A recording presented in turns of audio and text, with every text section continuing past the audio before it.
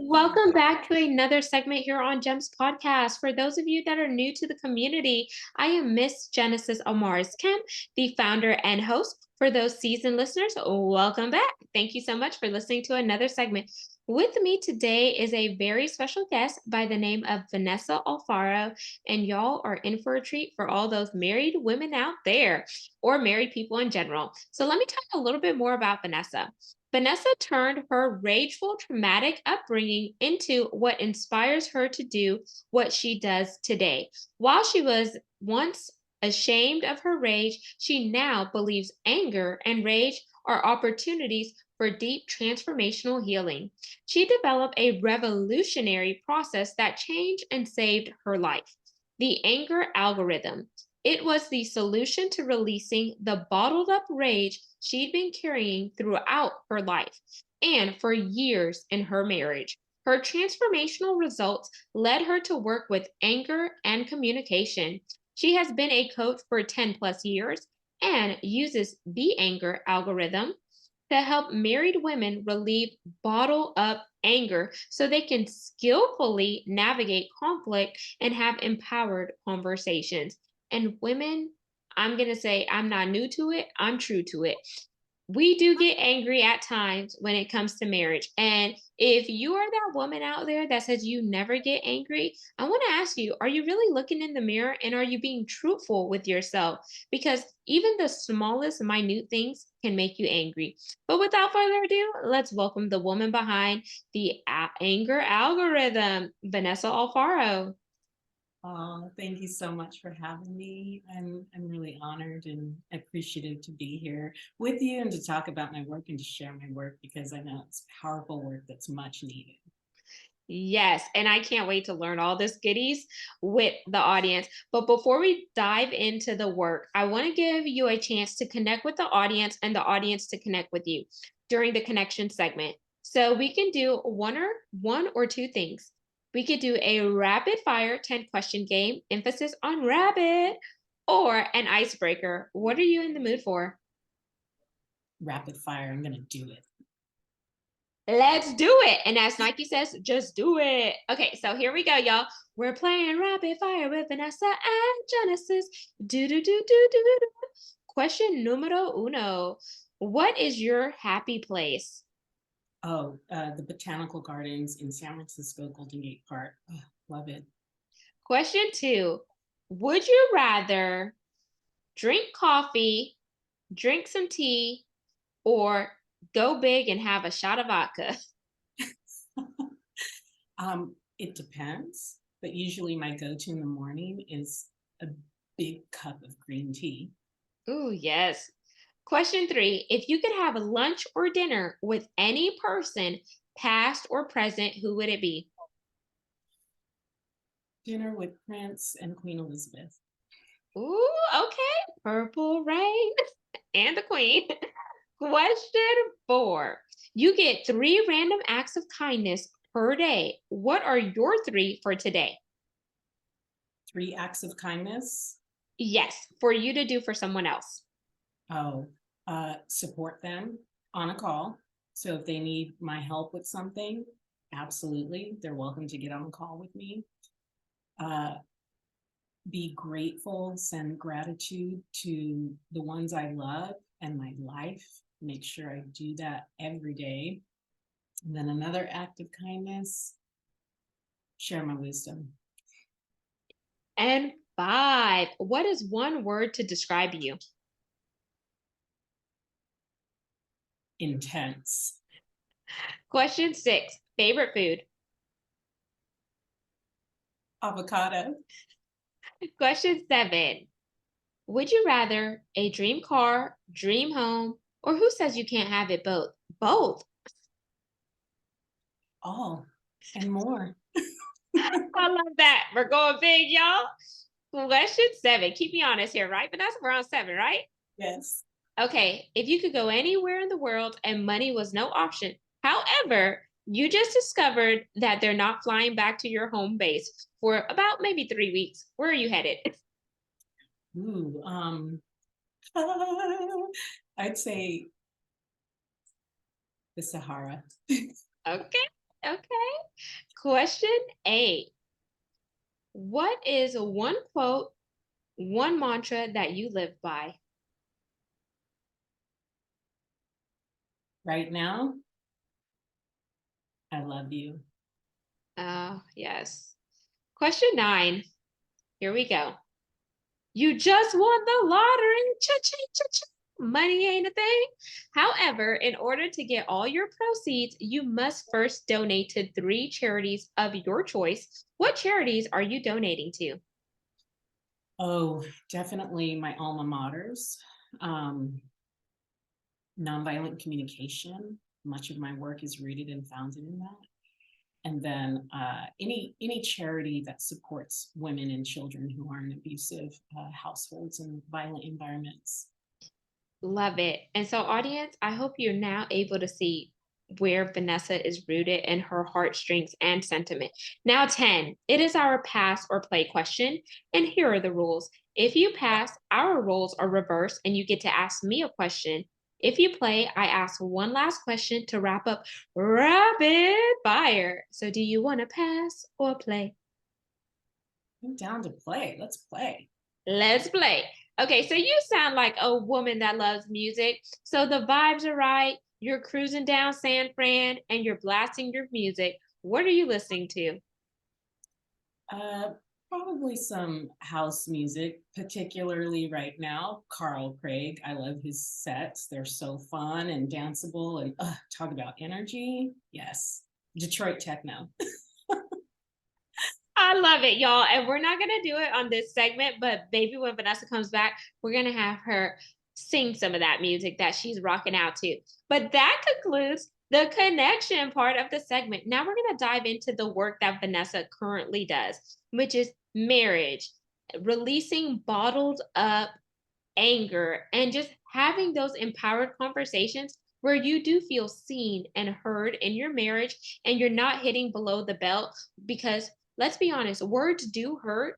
And we want you to talk to your husband or talk to your spouse or your partner, not take them out, if you know what I mean. So, Vanessa, let's talk about you launching the anger algorithm. What was your breakdown to make up story behind this? Right. And so, I grew up in a hostile, violent environment, and rage was this thing that I never wanted to feel. And yet I actually used it as a way to protect myself. And I fought back. I fought back in my family. So when I became a teenager and there was an adult who got in my face or said something cruel, I was quick to respond because I just wasn't having it. So this, I had this rage in me. And I also didn't want to act and behave that way. So I did a lot of work to suppress it. Inevitably, though, it would come out violently and destructively in some sort of intimate relationship until I just couldn't take it anymore and I was done. So in my early 20s, I set out on my spiritual healing journey, which I've been on my entire life, I feel like. But when I turned, I think it was around 23, 24, it was time. So on my spiritual healing journey, I've had to work with my rage and my anger. And, I tried it all: meditation, breathing, exercising, dancing, all of it, workshops, you name it. I tried it all. And what happened was in my marriage, and it was something I had to work on at the beginning of my marriage, because my husband, he was like, I don't want to deal with this. I love you and we got to work on this. So I worked on it in my marriage, but I noticed years later that, I had come down with an autoimmune disease. I was extremely exhausted and I could just feel in my body, I am holding back in my life. And there has to be a way. And it just occurred to me, like, what am I holding back here?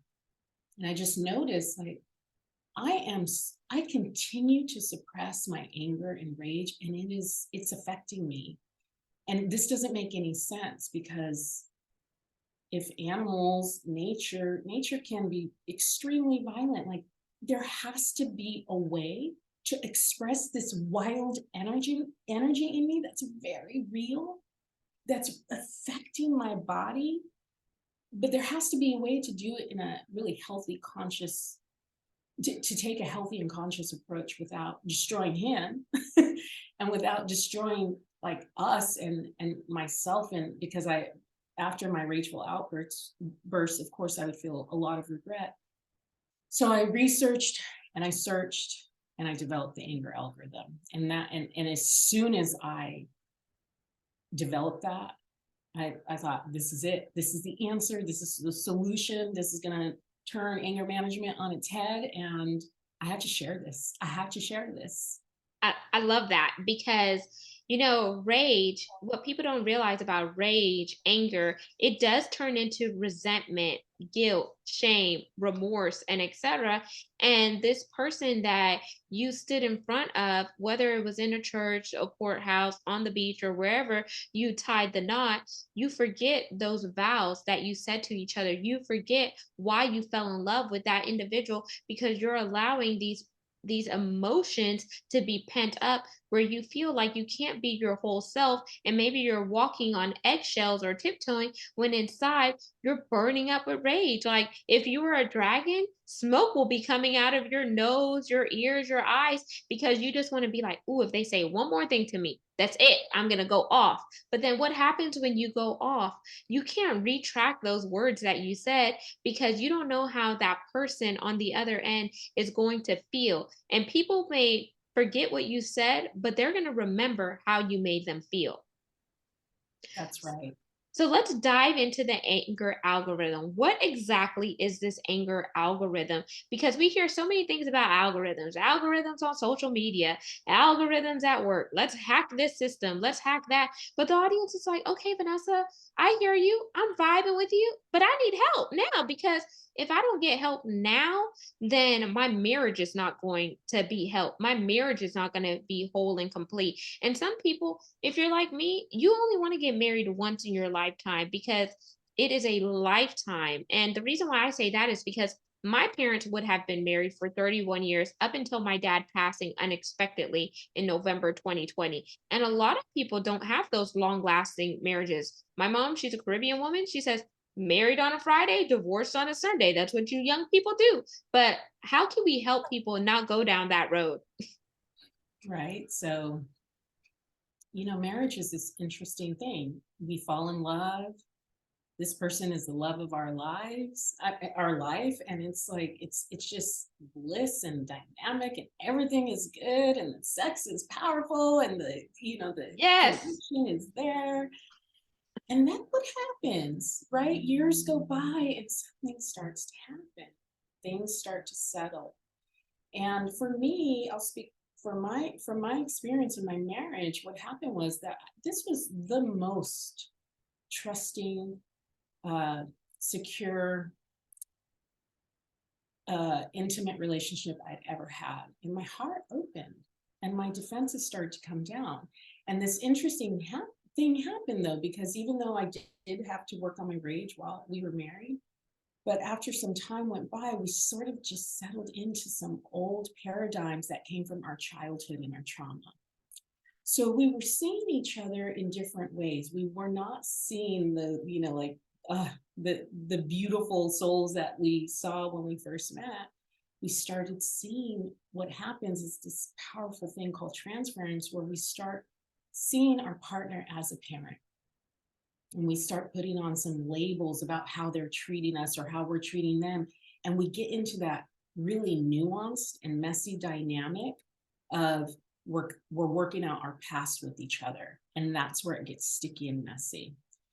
And so you have to really differentiate, right? You have to separate, like, wait a minute, this person who I love so much is not my parent. They are not my caretaker. They are not my mother, my father. But they're beautiful reminders because it lets us know, I have some work to do here. There's some healing that needs to happen that's not reconciled with from my past because I'm bringing it in unconsciously into my marriage, and it's affecting how we work through conflict. So with the anger algorithm, the algorithm means a step-by-step logical process. And I'm a former mathematician, so I have a background. Yes, I'm totally geeky and nerdy. But So a friend of mine, she said, wow, it sounds like you created an emotional algorithm to process anger. And I was like, yes, I did. So it's this step-by-step process where you work through it. It's very dynamic. You tap into your body, you tap into your heart, you tap into the emotions of anger and what that brings up. And to learn the algorithm, I facilitate it at first. It's a facilitated process, but it's an 8-step process, and I dive you into this repressed feeling. Yeah, Can I ask a question really quick here? So I of know early course. on you alluded to your spirituality and healing, and you said it's an 8 step process. So did you factor in numerology with coming up with the 8 steps? Because eight means the number of new beginnings. Ooh, no, I didn't know that, but that's wonderful. Okay, sorry. That's I just thought I would ask that. Okay, no, I dive back love in. it. I love it. No, I do believe there's some meaning in it. It's just it never occurred to me to be like, I wonder what this 8 represents. But I also think of it as infinity, right? This very sacred, infinite number. Absolutely. So so you work through these steps, you write out each step, and then you say the steps out loud. So the writing and speaking what you wrote is all releasing that energy. And you identify, what triggered you. You give yourself permission to let the ego and those thoughts that you're trying to suppress, you give yourself permission to let that go. You tap into your feelings, you tap into what you want, what you really desire. And this is hard for us women because a lot of us have not given ourselves permission to really want. And the reason why we get angry is because we have these unmet needs. And these needs I'm talking about are needs such as a need for affection, intimacy, connection, communication, collaboration, meaning, partnership, transcendence, safety, freedom. These are the needs I'm talking about. So when our needs go unmet, particularly in our marriage, and we're not speaking up about it, it creates a lot of anger and resentment. What you said earlier, anger is another form of resentment.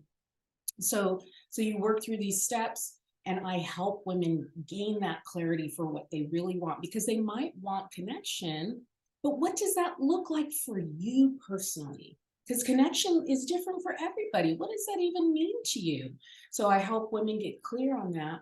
And then what's also beautiful about the algorithm is that it gives you a frame to then have the conversation that you want to have. So it gives you so much clarity. So you can go to your beloved and say, listen, these are the things or the thing that I'm triggered by. And I just want you to know this is what I need, and this is how I'm feeling, and this is what I want. And it's an invitation to have a conversation with your beloved and to start really changing how you communicate with one another.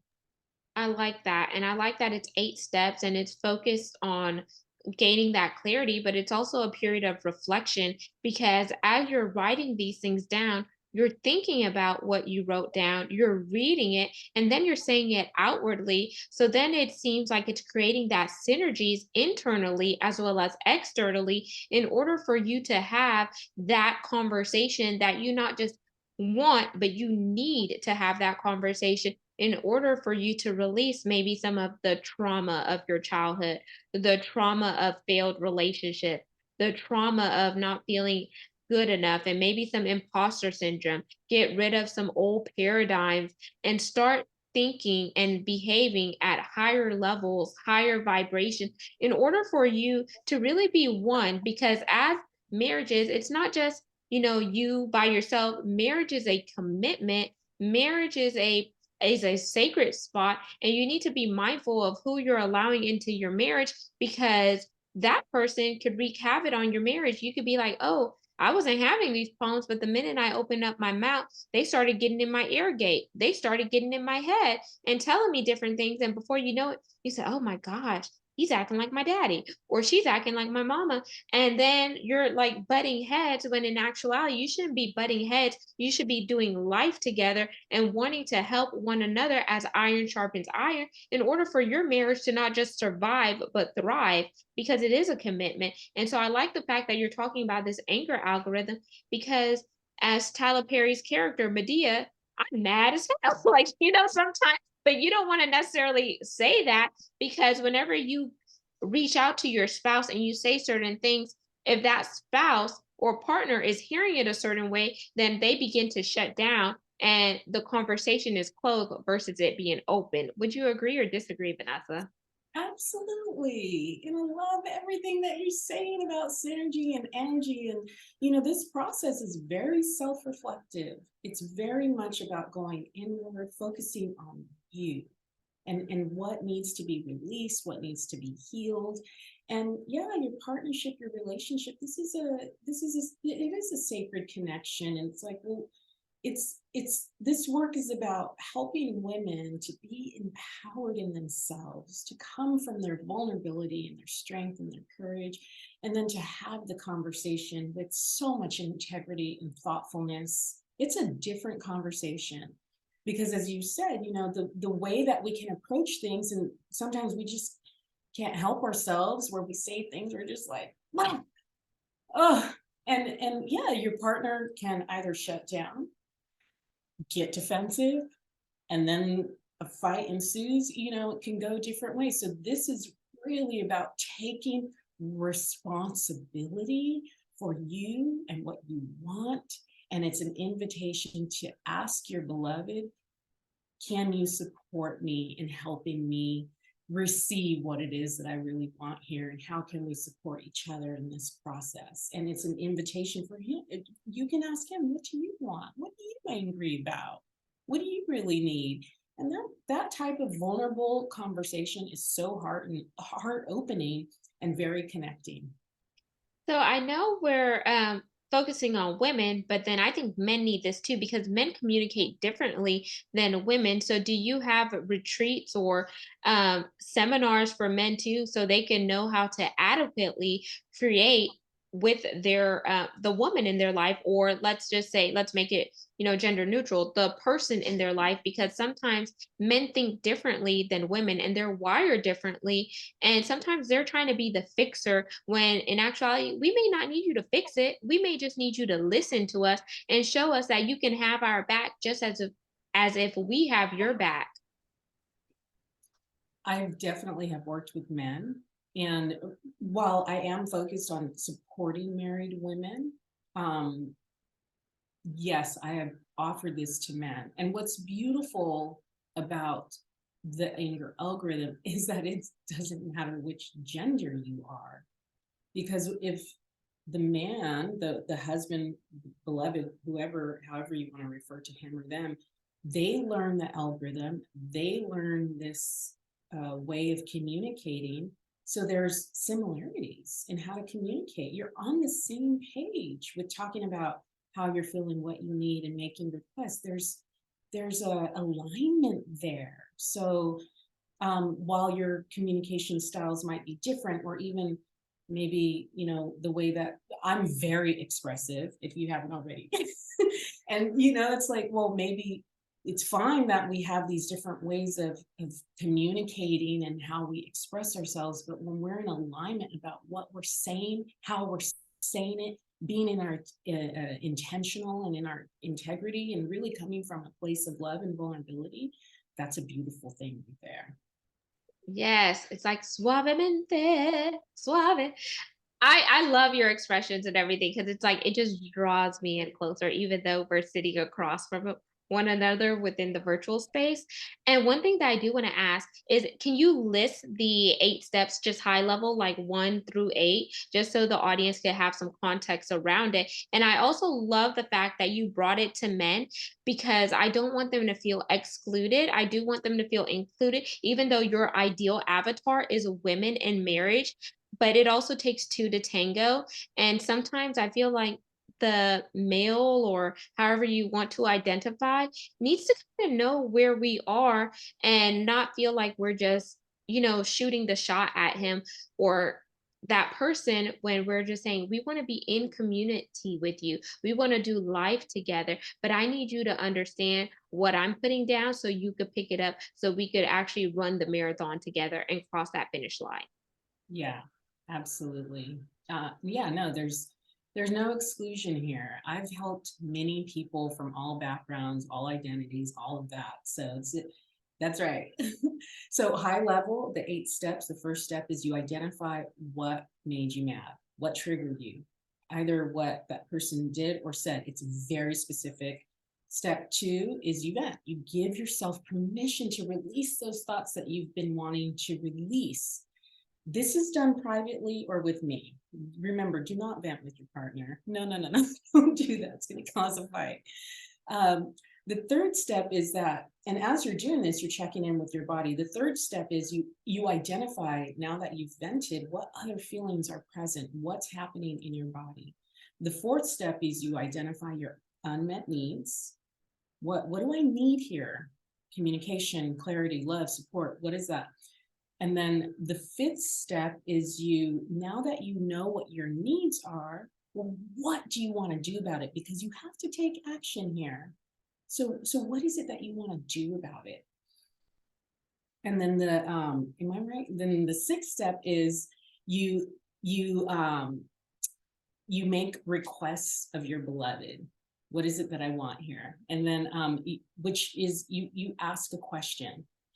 You check in with your feelings one more time. How do I feel about all of this? You get, is there still some anger here? Do I need to vent some more? Do I need more clarity? And then the eighth step is you actually put yourself in. I'm on 7. So, because I was taking notes for the audience too. So I had 6. You said make requests of your beloved and ask questions and check in with your feelings. So the seventh step, sorry, you check in with your feelings, the seventh step. Oh, okay, perfect. Yeah. So there we go. And then then the eighth step is you imagine what your partner is feeling or needing. Now, this is optional. The eighth one is optional because sometimes many of us as women, we are caretakers and we're thinking, well, I'm always thinking about how he's feeling or what he's needing, which can cause resentment. So the eighth step is optional. And you have to be really honest about yourself. If you don't want to think about how your husband is feeling or what he's needing, you don't have to at this moment. But just so you all know, when you go into a conversation and you can say, I understand maybe you're really tired because you also want support. That goes a long way, because when you can imagine what the other person is feeling or needing, that's when they feel seen, heard, and understood.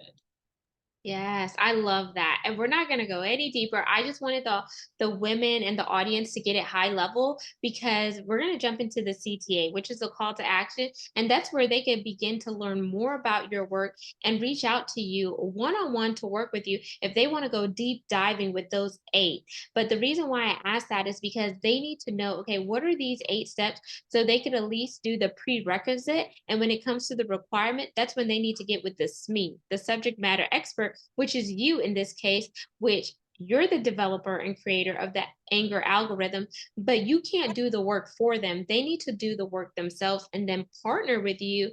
And then once they partner with you, then take it to that beloved in their life so they could have that amazing suavemente creme de la creme creme experience. So let's talk about your CTA. What is your call to action? And then we're going to wrap it up. All right. Yeah. No, I'm happy to share the high level, and anyone can do this. And part of the work in working with me is like, how can I really help you access this place in you that's repressed?